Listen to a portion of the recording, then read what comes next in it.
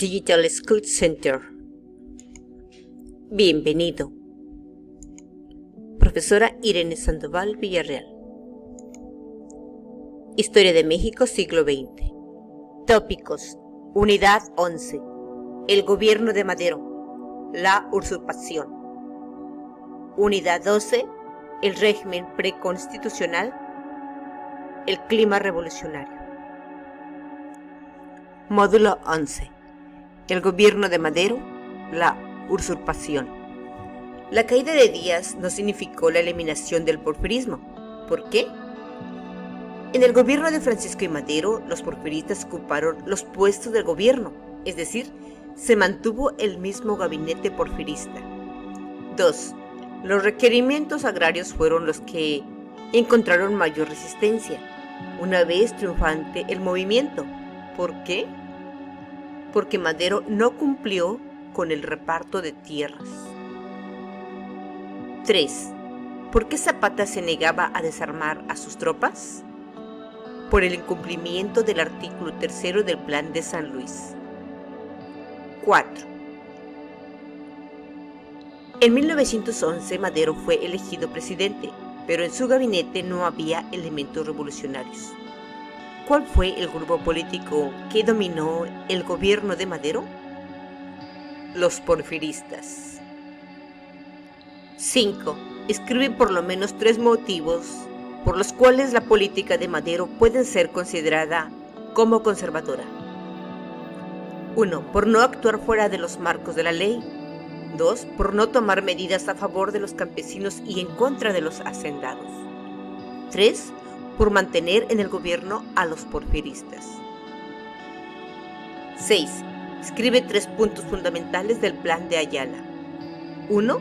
Restitución de las tierras, devolución. 2. Distribución de tierras. 3. Expropiación de tierras. 7. Madero no solo tuvo enfrentamientos con auténticos revolucionarios, sino que también debió encarar rebeliones contrarrevolucionarias. Ejemplifica estas últimas. La rebelión de Bernardo Reyes, que se oponía al gobierno por inepto. 8. ¿Dónde se rebeló Pascual Orozco? En el estado de Chihuahua, en marzo de 1912. 9. La prensa también hacía campañas contra Madero. ¿Quiénes estaban detrás de estas campañas? Los porfiristas y el gobierno norteamericano. 11. ¿Dónde se sublevó Félix Díaz? En Veracruz, y desconoció a Madero. 11. La lucha del Partido Liberal por los derechos de los obreros pronto dio algunos resultados. Escribe algunas de las creaciones de esta época en favor de los obreros. A. El Departamento del Trabajo. B. La Confederación Regional Obrera Mexicana. 12. ¿Por qué el gobierno de Madero era débil? Porque ya no contaba con el apoyo de los revolucionarios. 13. ¿Quiénes aprovecharon la falta de apoyo interno para Madero? Los contrarrevolucionarios, que representaban a los hacendados y militares. 14. Escribe el nombre de uno de los cabecillas de la rebelión militar contra Madero. Victoriano Huerta. 15. ¿Qué hecho propició el derrocamiento de Francisco I. Madero? El golpe de Estado encabezado por Victoriano Huerta. 16. ¿A qué se llama la decena trágica? Al asesinato de Madero y Pino Suárez en la Ciudadela, el 22 de febrero de 1913. 17. ¿Qué hecho se conoce en la historia de México con el nombre de usurpación? A la toma del poder por parte de Victoriano Huerta. 18. ¿En qué forma Estados Unidos apoyó el derrocamiento de Madero? Mediante el apoyo del embajador norteamericano a los porfiristas. 19. Para auxiliar a Victoriano Huerta en la traición a Madero, los Estados Unidos comisionaron a su embajador Henry Lane Wilson. 20. Hace un pequeño esquema anotando los hechos positivos y negativos de Madero. Positivos. En el aspecto político se realizaron elecciones democráticas para elegir la Cámara de Diputados. Se permitió la libertad de prensa. Negativos. No cambió los mandos militares, no repartió las tierras, desintegró a su partido y atacó a los revolucionarios. 12. El régimen preconstitucional. El clima revolucionario. 1. ¿Cuáles eran los dos grandes grupos sociales que predominaban en México a la caída de Madero?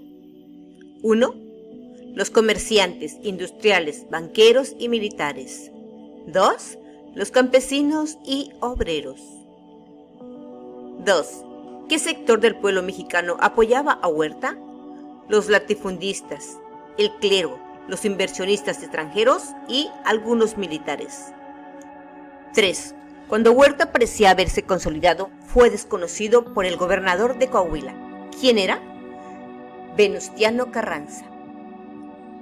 4. ¿Por qué la legislatura otorgó facultades extraordinarias a Venustiano Carranza? Porque defendía la Constitución. 5. ¿En qué consistía el constitucionalismo? En el restablecimiento del imperio de la ley. 6. Escribe el objetivo fundamental del Plan de Guadalupe, del 26 de mayo de 1913. 1. Restablecer un gobierno legal, convocando a elecciones para otorgar el poder al triunfador. 2. Se nombró a Carranza como jefe del ejército constitucionalista. 7. La campaña militar contra el huertismo tuvo carácter popular. 8. Escribe el nombre de dos caudillos que se destacaron en la lucha contra el huertismo: Álvaro Obregón y Plutarco Elías Calles. 9. ¿Cuál fue el motivo fundamental del desembarco norteamericano en 1914 en Veracruz? Según el presidente Wilson, para que las fracciones que se encontraban luchando se pusieran de acuerdo.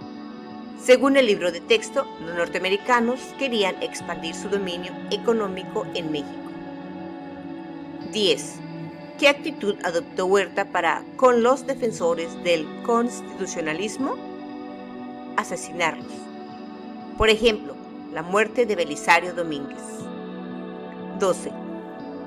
Cuando comprendió que no tenía ningún apoyo, ¿qué hizo Huerta? Salió del país. 13. ¿En manos de quién quedó el gobierno? De Francisco Carvajal.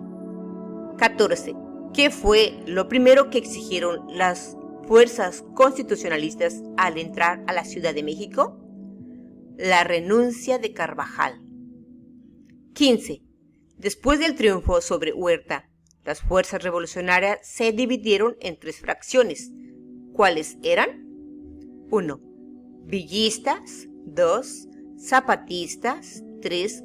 Carrancistas o constitucionalistas. 16. Después del derrocamiento de Huerta, ¿quién asumió el poder? Venustiano Carranza en agosto de 1914. 17. ¿Qué exigía Zapata como condición para reconocer a un gobierno? Elevar a rango constitucional los preceptos del Plan de Ayala. 18. ¿Qué prometieron a Zapata los representantes de Carranza? El reparto de tierras a cambio de la unidad con los constitucionalistas.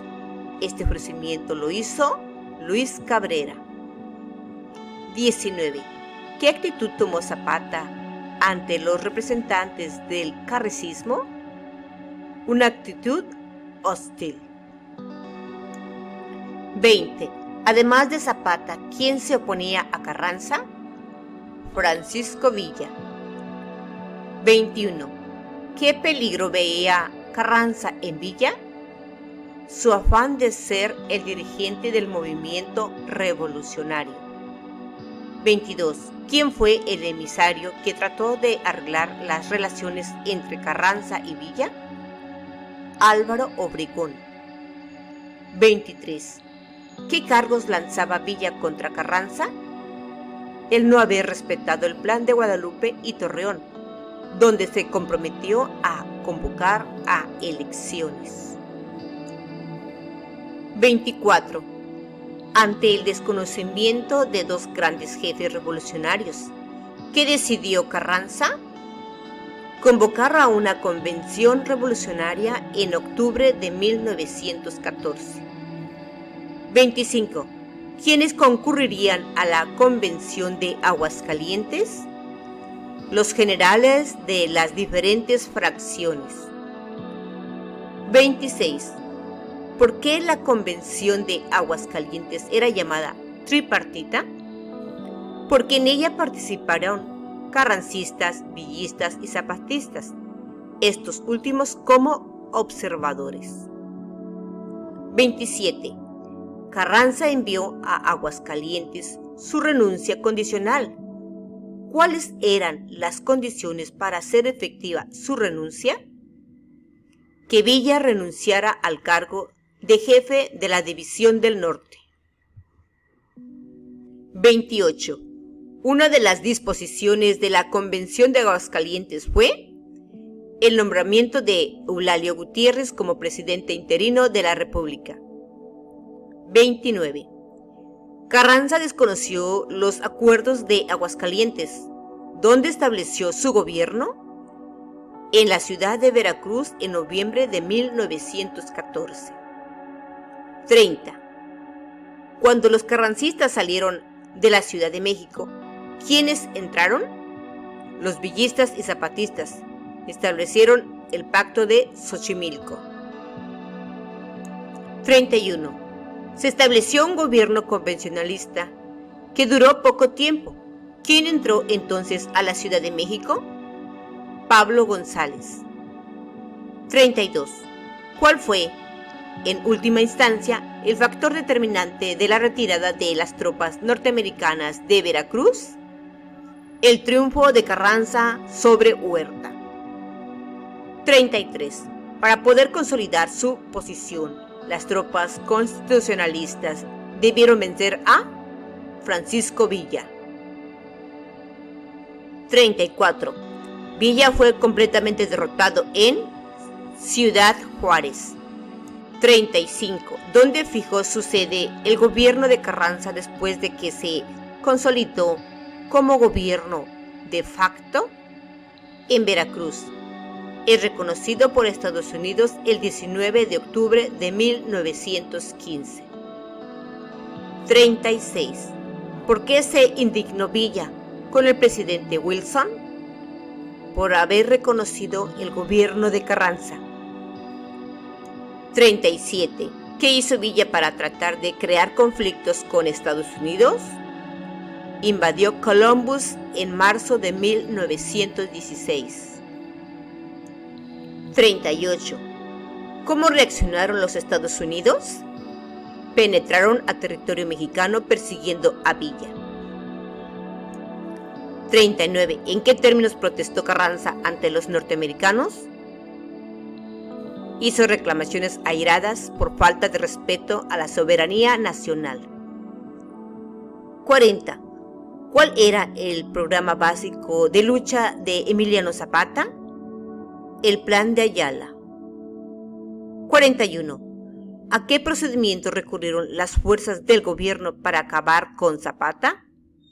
A la traición, el engaño y el asesinato. 42. ¿Dónde mataron a Zapata? En Chinameca, estado de Morelos.